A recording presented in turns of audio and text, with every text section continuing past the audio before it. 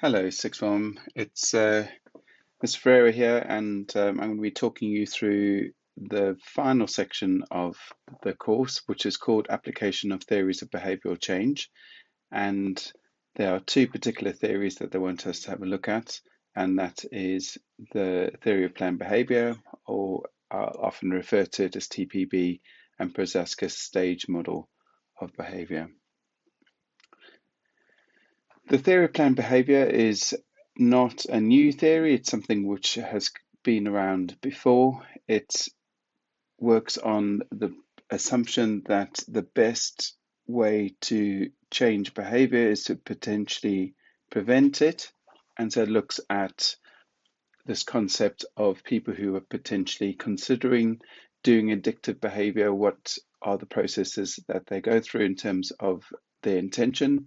And you could also apply it to people who already are doing the dangerous addictive behavior, and kind of how can we appropriately kind of help them with their behavioral change.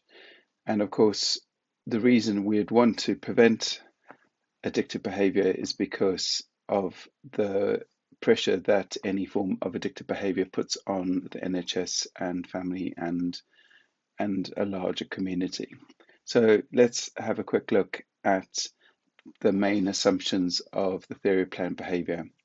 And it says that there are factors that lead to the decision to engage in the particular behavior. So factors that lead to the decision to engage in the particular behavior. And what we're going to find is that the key to this is going to be this word intention. So if I can understand a person's decision to engage in the addictive behavior, or to kind of give up the addictive behavior, is I need to find out what makes up the person's intention. So I said in the lessons, and I will say it again, that if you can remember this diagram, you are likely to be able to write the knowledge section of this particular course. So, excuse me, just yawned. So let's have a look at what this video says. So of course, once again, as I said, the intention is in the middle, and what we're going to say is that directly we see here the person's intention, the level of intention directly leads to the behavior. So we could say greater or higher. The greater the intention, the more likely you are to engage in the behavior, and perhaps if it's low, then it's questionable as to whether you're going to engage in the behavior. So there are three things: behavior attitudes, subjective norms, and perceived behavioral control.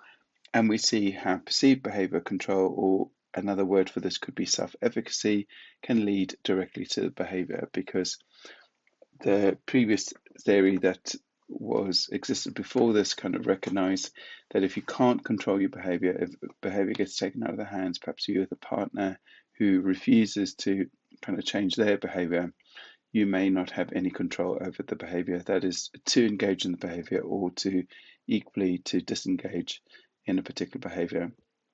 Now, each one of these three ideas do kind of feed into intention and kind of make it either higher or lower. So let's look at behavioral attitudes. I often refer to this as the personal. This is the individual's attitudes towards the particular behavior. So if it's, for example, something like smoking cannabis, then it will be their attitudes towards smoking cannabis.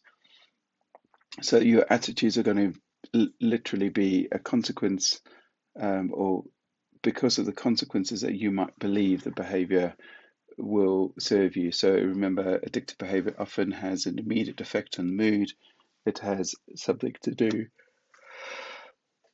with how you feel. And so therefore, if I feel that the consequences are positive by praising it, and then I'm going to engage in the behavior. If I think it's negative, I'm less likely to engage in the particular behavior. So as I said, this is the personal. Then the next part is to refer to this as subjective norms, or we kind of are aware about this. We know this as a risk factor. We know this as something to do with the social influence course. But of course, it's what other people are doing in this particular behavior. So I do say this is the social, and I just give two labels there, the injunctive and the descriptive norms. Injunctive is the significant others, and you could see kind of how perhaps a partner or somebody that's very close to you, kind of how they feel about a particular behavior may influence your intention to do it or not, but also if it's kind of what other people are potentially doing as well. So then the last aspect is perceived behavior control. As I said, this could relate to self-efficacy, but it's whether you can actually act, whether you can do it or not, whether you have the ability to do it or not. And of course, what we could say is that if you have control or more control, then you are going to have much higher intention. We also know that the more control you have is that you're going to persevere or try harder in order to achieve the particular goal. So therefore, kind of going back to the diagram, we do see quite clearly that we have three aspects: the behavior, attitudes, subjective norms, and perceived behavior control that will lead to the particular behavior. So in order to kind of get yourself ready for this, what you need to do is be able to write about these three individual topics and three individual kind of things, and we have to kind of explain how each of them lead to the intention and how it kind of continues onto the behavior. So that's quite straightforward. So in the lesson, I also then asked you to look at a practical question, because I think this is a good way of seeing whether you understand the topic. So this particular question can be tricky, but actually I've talked you through this and I think it's quite straightforward. It says, use your knowledge. Obviously, that's just saying that this is not an evaluation question. Explain why these three strategies should reduce smoking. And so, of course, you should be thinking, what are the three strategies? And we see that they ask us to refer to TPB. So I should also be thinking, okay, so there's a personal, there's a social, and there's perceived behavioral control. Now, if you read through the statements quite simply, it says banning smoking, that's the first strategy. The second one is use graphic images, which is, I think, the easiest one for us. And the last one is education. So there was a bit of discussion as to what banning and the education could be. In terms of the mark scheme, it was quite straightforward. It said that banning is about social norms, because you could say if publicly we're banning things, it's kind of giving that message that this is not something we approve of. I think most people agreed that the graphic images were about attitudes, and then we see that education is about self-efficacy, so therefore it's about perceived behavioral control. So I hope you do get questions like that, because I think they are pretty good and certainly useful. So then if this was an extended writing activity, they could have an applied question like that, but obviously they'd probably use the word discuss or something along those lines, or outline and evaluate. Now, if not, you're going to get an essay type question. So I'm going to go through a couple of kind of processes with this. So the first one is that you could use an example to pretty much highlight how TPB has been used and has been able to bring about long-lasting change. I'm going to give you three examples. I genuinely don't think you need all three, but they are quite interesting. So the first one comes from the US, where many of the public health campaigns epically fail because they tend to promote the behavior, because as soon as you go into school and say don't do something, students get the perception that everyone must be doing it. That's why they're having a program like this. But this particular program ran in 2005 and it was called Above the Influence. Now, the reason some of the other campaigns also don't work is because they're focused on risk. So it says here that teenagers are not risk avoidant. in the greater schemes of life, you're at kind of the prime of your life. You're kind of young, you're virile, and strong. So therefore, of course, you're not going to necessarily believe that drugs are going to have a negative effect on you. So this particular campaign avoided that kind of pitfall and looked at a couple of other things. The first one being anonymous, autonomous, and the second one being about aspirations. Okay, and I used the example in class of how many of you want to have your driver's license or your own car because you don't want to be kind of subject to other people giving you a lift or waiting for a bus.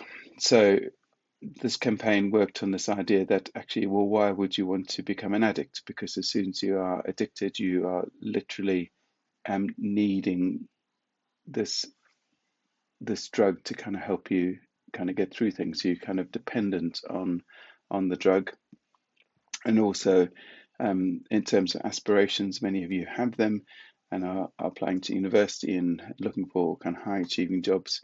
And of course, you may kind of just recognize that being an addict may stop those aspirations. And we see Slater, who did some research on that particular program, does actually say its focus on these attitudes was actually the reason it was successful. So I really do like that. It's a very simple, straightforward example of how using TPB in practice has actually worked. Now, the second one is slightly more difficult to do because it says, well, how can we change subjective norms? And so the recommendation here, or in terms of putting things in practice, Wilson and Colander actually said that if you expose the target market to accurate statistical information, then of course they can create their own subjective norms based on that particular behavior. And of course, this may well be important to us because when you are somebody who smokes or kind of takes drugs and or gambles, you often kind of have people around you who do very similar things. So it's very much easy to think that everyone does, and so therefore it might be important for us to recognize that not everyone does. The last one is similar to the first one, looking at some practical kind of evidence that it works, and this time Godden did some research to see how much the theory of planned behavior can be used to help kind of change people's behavior, and he surveyed a group of people in the beginning of a study, and we find that all three elements actually do work. But he did say that perceived behavioral control seemed to be the most important predictor of the behavior. So literally, if you feel you can control your behavior, the chances are you should be able to do that. But if you don't, then of course that's going to be a good predictor of the behavior. And so what we can say in terms of practical application is that we really should look at things like willpower when we're helping young people kind of maybe turn away from drugs or reduce their drug use, because it's going to be difficult, especially in terms of a smoker. And let's just give an example here of saying that you need to encourage addicts' beliefs in their own ability to abstain, rather than to simply say, oh, everything's going to be fine and things like that. So not necessarily fantastic examples there, but certainly examples of putting TPB into practice and kind of how it works in the real world. Now, I also then have straightforward evaluation points, and I suppose the biggest key here is the idea that it's a cognitive model, so therefore it's literally too rational.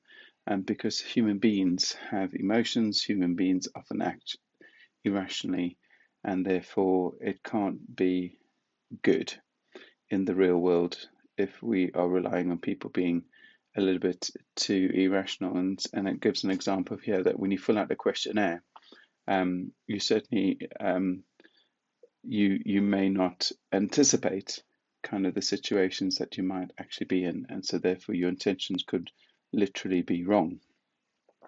And Aberrison actually says that we forget that sometimes we act irrationally when we have every intention to actually do the correct behavior. We're often sometimes act irrationally, and specifically when there's strong emotions. And I used the example of if you've ever been in an emotional situation with a breakup or something along those lines.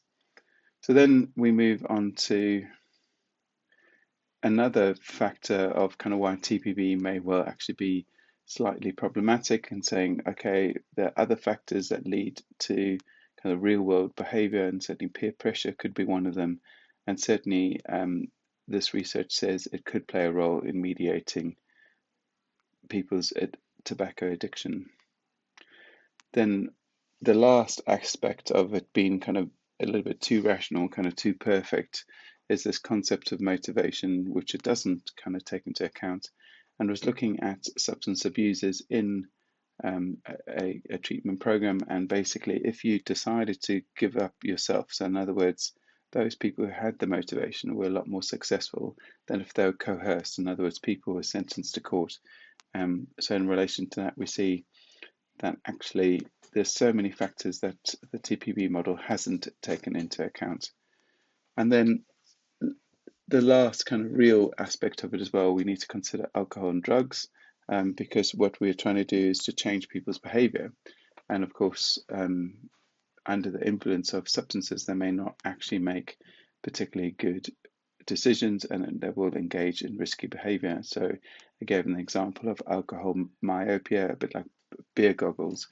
Basically just says that when you are drunk, so obviously not for an alcoholic, but for somebody who's trying to change their gambling or smoking or any of those types of behaviors, that when they do actually have alcohol in the system, they have this myopia, this way of viewing things, and it says that they're focused on the most obvious characteristic. So of course, remember, drugs have this effect of being instant rewarding. So therefore, if I'm drunk, I might not be able to resist kind of a friend or the personal situation saying, come on, let's do this. It's something that we shouldn't do. Added with this as well, we have the point that McDonald makes, is that when you are intoxicated, you are more likely to engage in risky behavior. Okay, so I feel, of course, that there really is quite a lot of kind of evidence out there that pretty much the model doesn't take these factors into account. So the last aspect of that is also for us to kind of recognize that the model potentially only tells us about a person's intention and not their actual behavior as well, and therefore it has many failings. The last one is perhaps a general research methods point, which is more along the lines of just kind of getting to think about how would you get a person's intention. You'd have to somehow ask the person.